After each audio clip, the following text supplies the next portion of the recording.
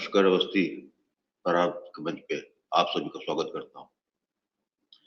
आज जिस विषय में बात करनी है वो एक बड़ी दुखद खबर अभी भी थोड़ी देर पहले आई है कि कतर में भारत के 8 पूर्व नौसैनिकों को वहां की अदालत ने मौत की सजा सुनाई है। ये 1 साल से जेल में थे और उनको कतर की सरकार ने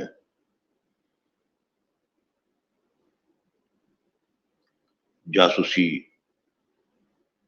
के इल्जाम में बंदी बनाया हुआ था और भारत सरकार काफी प्रयास कर रही थी काफी दिनों से, लेकिन कतर जो है कोऑपरेट नहीं कर रहा था। असल में भारतीय नौसेना के पूर्व कमांडर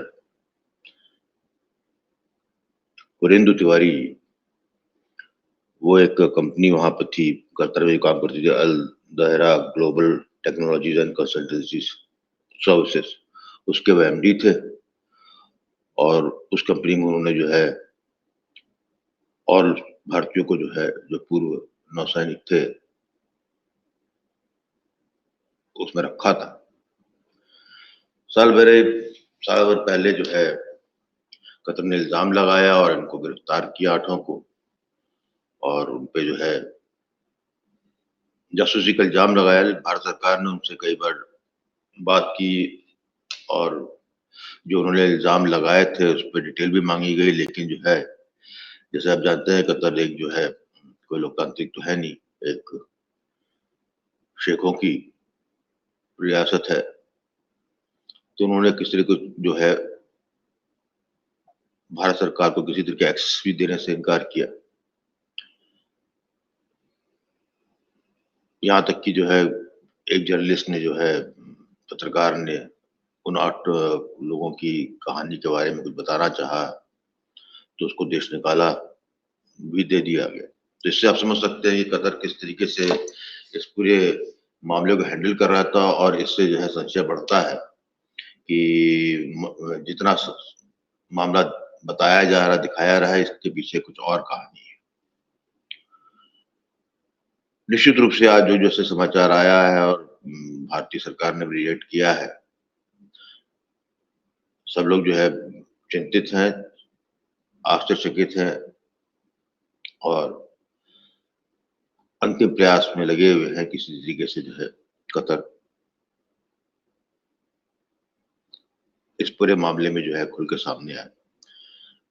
जहां मैं इसलिए जो घटना हो गई इसके बारे में बात करना उतना महत्वपूर्ण नहीं, इतना महत्वपूर्ण इस बात का है कि टाइमिंग की बड़ी बात है।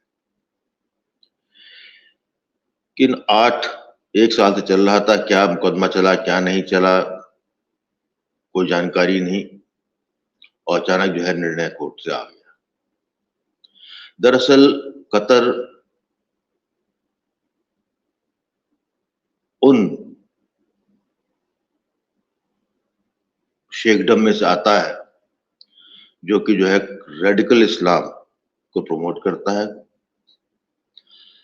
हमास का नाम अभी सुना ही होगा, जो इजराइल से भिड़ा हुआ है। हमास को जो है कतरी जो है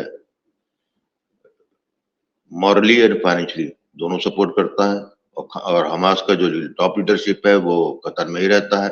इससे आप समझ सकते हैं कि कतर का इन्वॉल्वमेंट किस हद तक जो है रेडिकल इस्लाम के पीछे है।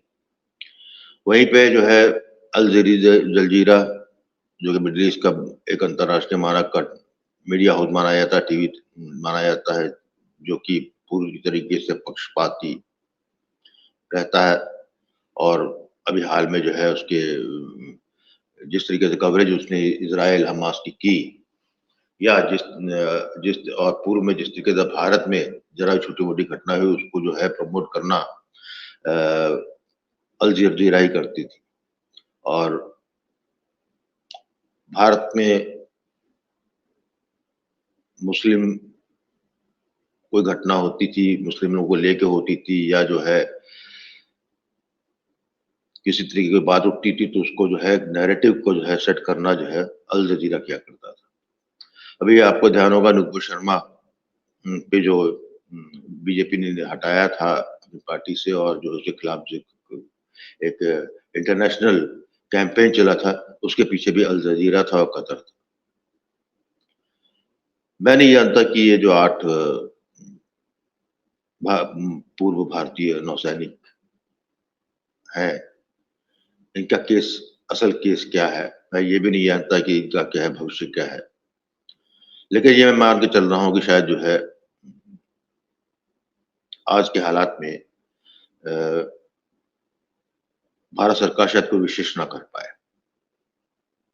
असल में ये जो है 8 भारतीयों को मौत की सजा इसलिए नहीं दी जा रही है कि वो किसी जासूसी में थे, इन्वॉल्व थे कि नहीं थे। उनको सजा इस बात की मिल रही है कि वो भारतीय है। भारत इजराइल के इस पक्ष में खड़ा हुआ है, इसके मतलब वो कतर के लिए एक नागवार चीज है, और ये उसकी सजा, या सो कैसे सजा भी ना कहेंगे, सो कहेंगे आर्म ट्विस्टिंग डिप्लोमेसी में कहा जाता है, वो आर्म ट्विस्टिंग की गई। मेरा सभी भारतीयों से यही कहना है कि प्रार्थना करें कि शायद सब भारत सरकार का प्रयास सफल हो जाए, या कतर अंतर्राष्ट्रीय दबाव में आके शायद इस मृत्यु दंड को जो है टाल दे। लेकिन हम भारतीयों को जो है इससे अब आगे बियॉन्ड जानना है। बियॉन्ड ये जानना है कि जब भारत अपनी आवाज उठा रहा है, भारत अपने आप को सामने रख रहा है, भारत अपने आप को असर्ट कर रहा है, तो हम भारतीयों को भारत के साथ खड़ा होना है। क्योंकि जब आप भारत असर्ट करेगा तो आप पर जो है वार होंगे।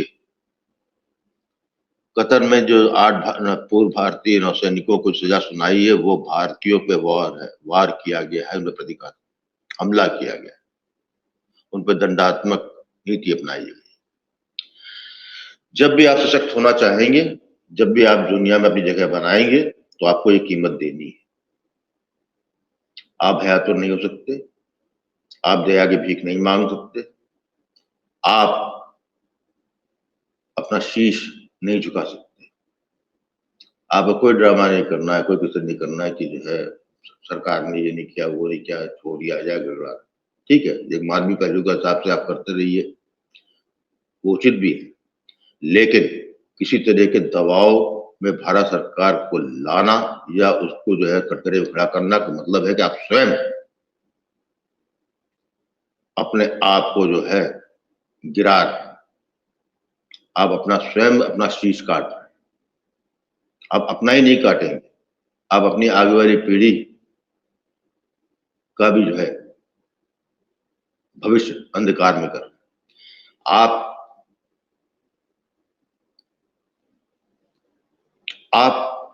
इस वक्त पीछे नहीं हट सकते, आप कमजोरी नहीं दिखा सकते। अभी तो बहुत छोटी सी चीज है कि पुराना केस था उसमें कर दिया गया, अभी आपको जो है आप पे और हमले हो।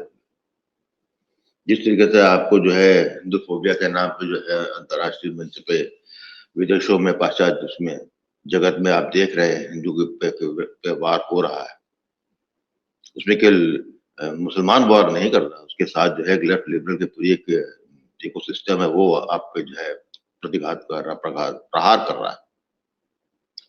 आपको प्रतिघात की मानसिकता को आलिंगन करना है। आपको ये मानसिक रूप से तैयार होना है कि आगे वाला समय और कष्टकारी होने जा रहा है और होगा। जिस तरीके से जिस दुनिया जो है, जिस भयावह विभत्स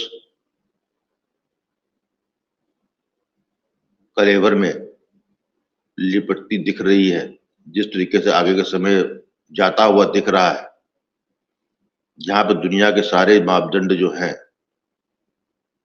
अंतर्राष्ट्रीय जो भी मापदंड जो है, चाहे डिप्लोमेसी के हों, चाहे मानवाधिकार के हों, सब तोड़े जाएंगे, सब टूटेंगे एक एक करके। उस वक़्त जो है सिर्फ़ एक ही चीज़ काम आएगी, वो है आपका आत्मबल। भारत, भारत माता के प्रति प्रतिबद्धता। आप एक इंडिविजुअल के रूप में नहीं सोच सकते।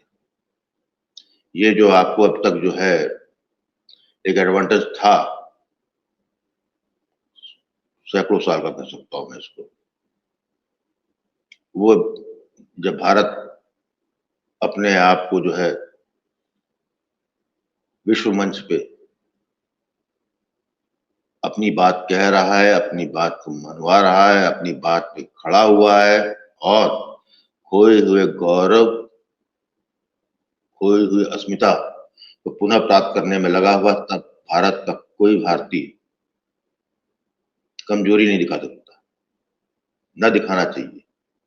क्योंकि मैंने अपनी आँखों से, इन्हीं कानों से वो मंज़र भी देखा है, जब भारतीय हवाई जहाज को जो है अपहरण करके काबुल ले जाया गया था।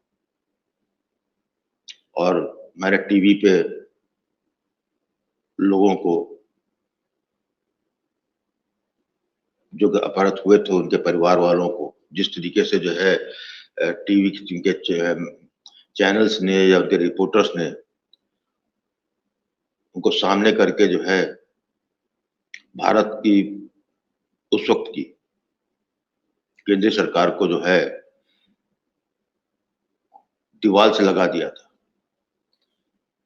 आप अब नहीं कर सकते। और मैं इस चैनल के माध्यम से भारत सरकार से भी ये कहूँगा कि जब भारत अपने पैर पे खड़ा हो रहा है, तो उसके साथ जब पैर में खड़े होंगे, जो कि शताब्दियों से नहीं खड़ा था, तो उसमें कुछ दर्द भी होगा और तकलीफ भी होगी। तरह-तरह की लोग भी आएँगे। टीवी चैनल जो मीडिया पिछले कई दशकों से विदेशी नैरेटिव्स के साथ ही थाम खड़ा हुआ दिख रहा है।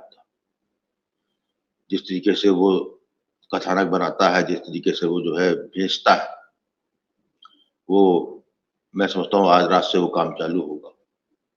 जब परिवार को बुलाया जाएगा, बहुत दुःख इस समय सहानुभूति है। लेकिन ये एक महायुद्ध है। इसमें इंडिविजुअल मैटर नहीं करते हैं। और जब आप जो है व्यक्ति विशेष पे आप चले जाएँगे, इंडिविजुअल की बात करेंगे चले जाएँगे, तो फिर आप जो है वो अधिकार खो देते हैं। मैं समझता हूँ कि भारत सरकार ना ये अधिकार खोना चाहेगी, ना जो है एक भारतीय के रूप में मैं इसको खोना चाहता हूँ। इसी के साथ मैं यहाँ विराम देता हूँ अपनी बात को। अंत में यही प्रार्थना करूँगा कि भगवान उन 8 पूर्व भारतीय नौसैनिकों की मृत्यु दंड किसी तरीके से टल जाए, अंतर्राष्ट्रीय दबाव और डिप्लोमेसी कामयाब हो जाए। और यदि कुछ नहीं हो पाता, तो मेरी सारी संवेदना उनके परिवार साथ है, लेकिन